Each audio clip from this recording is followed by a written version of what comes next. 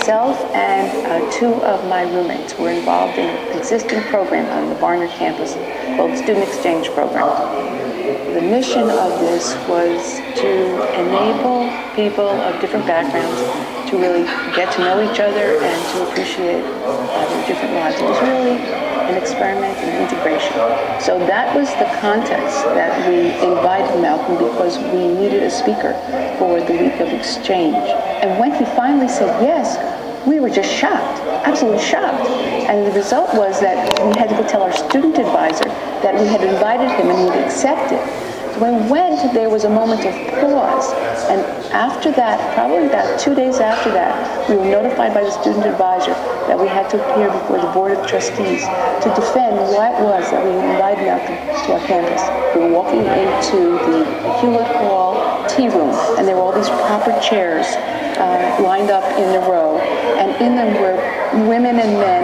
The women in particular, I remember, were wearing little suits and white gloves and little box hats with veils, and they were sitting there, and someone asked us why it was that we had invited Malcolm, and why Barnard should allow us to continue to have him speak at the campus. And Jane Mellon, who was the organizer of the activity and sort of our chairman, spoke very eloquently and said that this was part of a liberal arts education and we had to be able to learn about other people's points of view. And they bought it. Just a couple of quick ones. How are you? Yeah. Actually, it's not fluttering. Yeah, I'm sorry I'm late. Talking. It's all right. We have to get Mayor Wagner to straighten it out. And I went not knowing what to expect, but he was mesmerized. And they were interested in knowing the rate of progress or lack of progress that the black man in America is making in his struggle for human dignity. So I was there and couldn't be here. And at moments, intervals during that time I was over there, I almost wasn't over there. He says there are probably less than 7,000 members now in the Muslim. Well, it has fallen apart. Thank you. It has fallen apart. And but what it has done in falling apart, many of those extremely militant and dissatisfied black Americans are now free to participate into the full swing of the struggle that's going on in this country, and I think it would be inclined to step up the tempo. Are they in your movement? Every movement.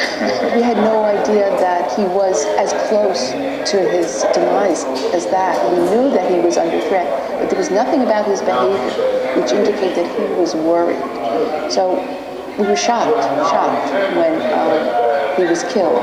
We had sort of seen him in some ways as a friend or as a person that we were very sympathetic to. And in fact, we were planning some kinds of activities that would support his movement. We hadn't gotten very far in these discussions, but we were thinking, well, what way can we campus women participate in his movement, and what way can we offer the support that he was looking for?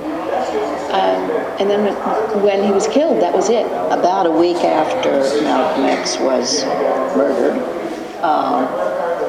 Ossie Davis came on campus to memorialize Malcolm X, who was a friend of his. The other thing that he was involved in at the same time was the fundraising effort of many students on campus. There was an ad hoc committee of Barnard and Columbia students formed to raise money for Malcolm X's family. The family had been left with almost nothing.